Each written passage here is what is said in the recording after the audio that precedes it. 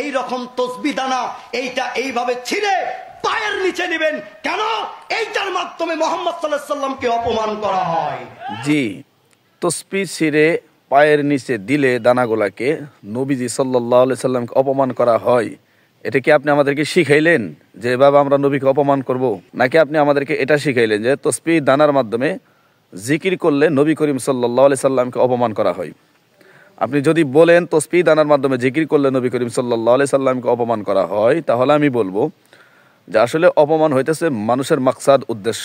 কেউ যদি উদ্দেশ্য করে কারণ নামটাকে নাম বলেই ডাকে, লেকিন উদ্দেশ্য যদি থাকে অপমান করার, সেই নাম ডাকাটাও অপমান। আর কেউ যদি কাউকে উদ্দেশ্য করে নাই, মূলত সম্মান করার জন্যই প্রচেষ্টা করতেছে, সম্মান করার জন্যই নাম বলার চেষ্টা করতেছে, নাম বলার ক্ষেত্রে সে ভুল করে ফেলাইছে, আমি মনে করি এটা অপমান না। আমি একটা উদাহরণ দেব। যেমন মানুষ যখন মারা যায়, মারা যাবার পরে মানুষ কবর দেওয়ার পরে মাটিগুলাকে পাড়ায় পাড়ায় কবর দেয়। তো এই পাড়ানোর সময় যে মানুষ কদম দিয়ে তার কবরে পাড়া দেয় বা তার উপরে পাড়া দেয়, এই পাড়াটাকে কি আপনি অপমান মনে করবেন? নিঃসন্দেহে না। এটা মানুষ কল্যাণের জন্য করতেছে।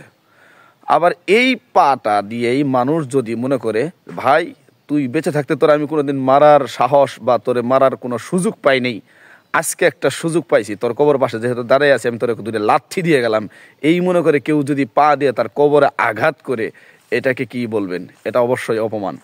তো মানুষ যারা তাসবিহ দিয়ে গণনা করে, তাসবিহ দিয়ে গণনা করে যারা জিকির করে, তারা মূলত অপমান করার উদ্দেশ্যে জিকির করে না, বরং তারা হিসাব, নবী করিম সাল্লাল্লাহু আলাইহি সাল্লাম যে 33 কথাগুলো বলেছে, এই হিসাবগুলা টিকে রাখার জন্য মানুষ এই তাসবিহ বা দানাগুলাকে ব্যবহার করে।